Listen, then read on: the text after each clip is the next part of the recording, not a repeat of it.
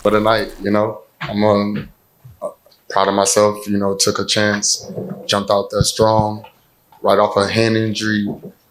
Jumped up there with one of the best guys in the division, one of the best guys in boxing. So my head is held high. I am proud of myself. I've done an awesome job for Lions Only and my crew and my team. And I love boxing, so I'm not going nowhere. And, just jump right into it. And, Canelo's a motherfucking beast. You know what I'm saying? He'll ox. Maybe I felt that more because of the fact that, this is my first time at that weight division. I wish I could have gained a little bit more weight in between from the weigh-in to that time, but I can't control my body and I can't, but like God had this already written. And, I'm glad that I was in there with, to put on a performance for ShowTime pay-per-view. Questions? Go ahead. Hey, Jermell. Did you feel like his strength was an issue? Like, he was able to kind of back you up a lot throughout the fight. Was that an issue? I feel like, you can't just charge at any fighter, you can't, his power did play an effect, but it wasn't like too dominant to a point where I couldn't come forward, and I should have came forward a little bit more in this fight. But, I'm a human and you get tired, your lateral movement. And, like I said, I felt some of his punches, so it was cool. And I think you said you weighed about 172 or 173. In your opinion, what would have been optimal if you could have, gotten a little heavier? How much more would have made a difference? Maybe 5 pounds, possibly more. You know what I mean? I just felt his, the same strength that he normally have. Like what we usually see. Like I said, I was testing myself in there, so that is. Thank you. Question in the back. I can't see. Oh, You have to have the mic. Let's go. Stand by. Go ahead, Naj. He's on.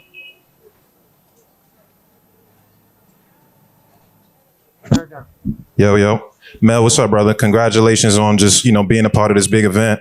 In the 7th round, you got hit with a big shot and you didn't initially go down. It looked like you took a knee. I kind of wanted to know what in that moment, like, was it, you got stung and you were trying to clear your head? What happened in that moment for you? Yeah, like that was like my first time, like, feeling, like a woozy shot, you know what I mean? Like I'm the one always giving them. And so, yeah, I knew best. I watched boxing and been a part of it so long that, if I would have just jumped out there, I'd have kind of embarrassed myself. So, or shit could have been different. But I was smart enough to regroup, recover, and I recovered really fast. Probably could have stayed up or whatever, but I'd have just been fighting, trying to clear my head and still be getting head shots. Were you really hurting that moment? You came back and you threw a hook right after that seemed to land pretty good. You feel like you were still in the moment, like you were fine after that moment? Right. Yeah, I was good. I get back up. It's nothing. I got my eyes back up.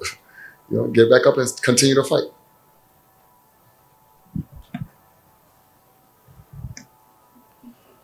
Jermell, right here in the front row. Yeah. Willie Ramirez with the Associated Press. You mentioned to Kevin that he's not the type of opponent that you just charge at, that you come out. Throughout the fight, it looked as if you were trying to sort of get into your groove, but he was controlling tempo. Was there ever a point in the fight you felt comfortable, that you felt that you were in control or at your pace, your tempo, or did you feel that you were having to adapt and fight his fight? I really don't know what round it was, but it was like within some of the later rounds. I felt like I hit him with a solid 1-2 that was kind of like effective. He didn't see some, I also hit him with a good hook that was kind of blinding. He didn't possibly see. But, I felt like I never got to a real point till I can get into my bag like I wanted to, truthfully. Jermell, how did you feel about this experience in the super middleweight division? And after your rest, who's next? I'm going back down to 154, so that's going to be major. I can do it. I can make the weight easy. And the experience was amazing. It was cool. I appreciate fans of boxing, period. But you got to get your hats off to the Mexican fans that support boxing and come out to shows like this. I never want to leave out my African American fans because my American fans, period. I just want to say you can't leave them out because they come out just as well as the Mexican fans. It's just one is crazier than the other. Jermell. Yeah. Back here. Keith Heidig from BoxingScene.com. Jermell, at the higher weight that you were tonight, did you feel sluggish or anything, or how did you feel when you were moving around the ring? A little tad bit. I'm used to moving around much lighter, of course, but it was fine. I moved around. I was just trying to follow my game plan of my coaches, and a part of that was really coming forward, but moving around was a part of the game plan too. But I didn't feel I felt the weight, of course. Jermell, over here. Congratulations on your effort. Given you've said you're going back to 154, you've got 3 of the belts in that division. Is the obvious fight to make the winner of Tim Tszyu and Brian Mendoza? I just follow the plans and I fight whoever. Obviously, we can see. It's about being great, and I'm already a legend in boxing. Hopefully, y'all put me in the Hall of Fame. I don't know who the hell controls that, but I deserve it. And possibly if I come back to 154, or I'll just listen to my coaches, let them tell me what to do next, and I'm on it. Would you like to become undisputed again though at 154?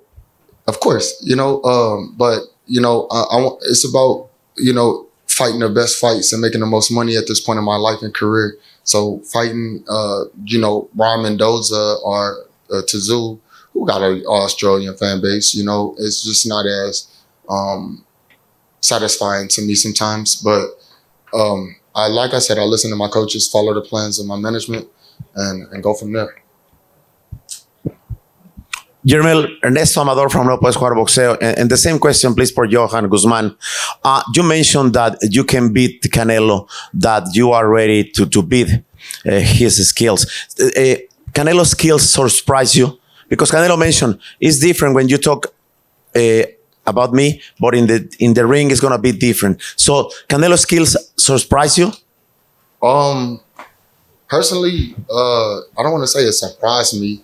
He showed his attention span was a lot thicker in the ring than it seems. I don't speak Spanish, so I don't know that game plan.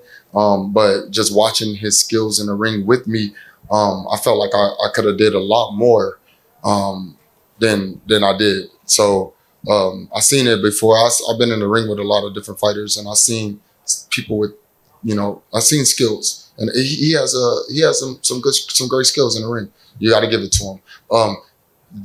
I don't even know when the last time I even talked about his skills. Like, that's just something that he needed to motivate himself.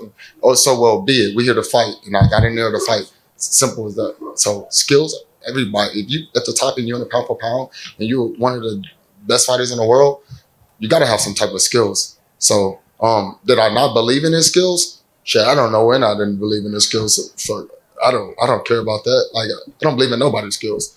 I think I'm the best fighter in the world. I still think that right now. So I'm cool. I'm cool with that. Hey, Jermell, right here. Mm-hmm. Dan Rayfield, over to the side. Hey, how you doing? I'm good. Thank you. I wondered, it seemed like, you obviously got behind in a hole early. No doubt about that. So I wonder at what point in the fight did you realize this is not going how I wanted it to go? And at some point, I'm going to have to radically change the plan and maybe try to sell out a little bit or whatever, because it just never really seemed to happen. Yeah, it didn't. It sucks. Yeah, second round, Coach Derek let me know, like I slipped up on that round, and I lost the second round, and I was like, damn. So I just never got to a point where I can make the fight more to a point where they could put a little bit of pressure on his team, a little bit more pressure on him as well. So I that's part of it. So the other question I had then was, and maybe I missed this before I came in, when he dropped you, I think it was the 7th round. Yeah. What kind of power did he have, and did that make you reticent to try to sell out the rest of the fight because you might get caught with something huge coming back? Nah, I don't know what you mean by sell out. Just like go for it. Not wildly and recklessly, but just go and do what you can do and try to really just pick up the pace. No sellout period whatsoever. It was just about continuing to just fight the way you fight and try to optimize everything that the coaches say and hurry up and get it done. And so it was a flash. It was like a shot I didn't see, and I regrouped myself. I gave myself a chance to regroup, but I thought like, okay, now we got to go back and win the next few rounds because I know when it's an 8-10 round. Thank you. Jermell, over here. I came for Mohammed Mubarak with EURweb.com. Hello, Mohammed. Throughout the fight, it seemed to be a habit that he had of putting you in a headlock and trying to get rough with you. Right. Did it bother you anytime? Any of those tactics? No, not at all. I don't think so. Not that. I do remember the headlock a few times. Matter of fact, every time I kind of got in that position, I felt that he's a clever fighter. Do you think that maybe if you were a little more aggressive throughout the fight? I could steal that from him in the future. Or do you think that if you could have been more aggressive than you were throughout the fight? I could have, yeah. I could have been more aggressive, honestly. Jermell, over here to your right on the button. Yeah. Francisco Salazar, Ring Magazine. One of the game plans that Al Bernstein focused on for Canelo was cutting off the ring. Do you think that maybe that was one component that maybe worked against you, that he cut off the ring more quicker, more sooner than you expected him to do? No, I actually thought that, you're from Ring Magazine, boxing, when you're in a square circle, I felt like I was rotating pretty well, getting around, and I was able to catch a lot of shots with my gloves. True. So I did rotate well. It was just about my attack when it came down to after I rotated and got out of the shot, or blocked the shot. My return was my issue, and in my aggressiveness of going forward. Thank you. Yeah. Time for just two more, then we'll let Jermell. Jermell Charlo, Stephen Cordeño, KOR, the sportsman. Congratulations on a great performance, great effort. Could you clarify what's going on with the WBO? I know you were going to be undisputed for this fight. They said they were going to ship you afterwards. Just what's going on? Is the WBO in the room at all? Is there any representative for the WBO? They're not going to say it if they are. I mean, they have to, right? I mean, this is a big fight. This is, I don't know, truthfully, I would like to talk with somebody from the WBO and see what kind of issues they can resolve. I don't know if they can already made their decision or whatever they made, but, that was already taken from the beginning before the fight, and that sucks, part of life and a part of I got to just continue to roll with the punches. But, Jermell Charlo never get the fair end of the stick. I got to go and fight for mine. But, I believe that moving up to 2 weight classes to fight for Undisputed and continue to stay active. And of course, I wasn't active for a year because I was off with a hand injury. And, from the moment that my hand got injured, the fight got canceled or whatever happened, the WBO sent me letters from like 30 letters and had me going back and forth to the doctor, randomly just having to prove to them that MRIs and CAT scans and CT scans and X-rays and any time that they wanted to, they must really, got a relationship with the people in Australia. So, and that's okay with me. And I just got to continue to be a champion and continue to fight and bars none. Put my heart on the line every time I get in there. Yeah. Jermell. Oh. Lance Pugmire, ppv.com. I wanted to ask you, I know you talked about this in the ring. Terrence Crawford, does that make all the sense in the world for your next fight? Yeah. Terrence Crawford could be on a radar. I think he already probably been on Twitter, like lip wrestling with the internet just to get some clout, some fans, and it's fine, but he's a champion. He's great at what he do. And, my brother Earl got to get it on with him. And Earl want his lick back. So, and that's what boxing is about. So for the next few years or in due time, you guys will be completely entertained. And maybe I'll talk a little bit more shit because that's what y'all want from me. Because Terrence Crawford been talking shit, so they're gonna bring out a different animal in me. But I don't know which animal.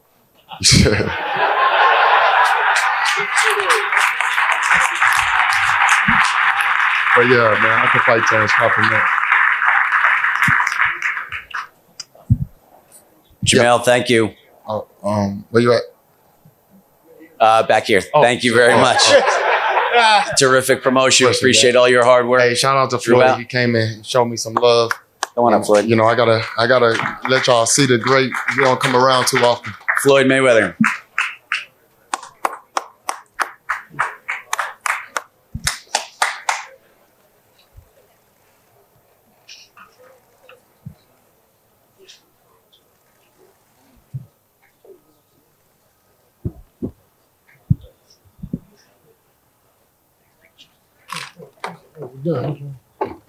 All right, I guess I'm out. Lines only for life.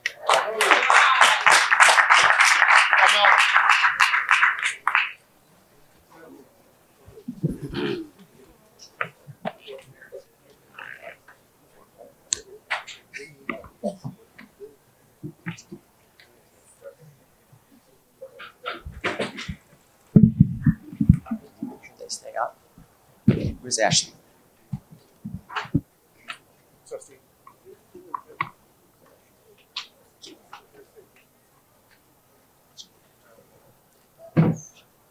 Ashley?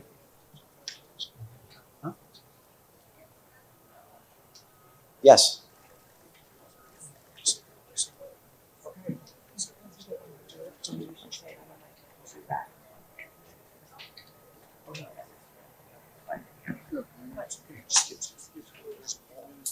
%. Yes. Okay, ladies and gentlemen, Floyd Mayweather, undefeated, TBE. I'd like you to take to the podium. Tell us. Come on up.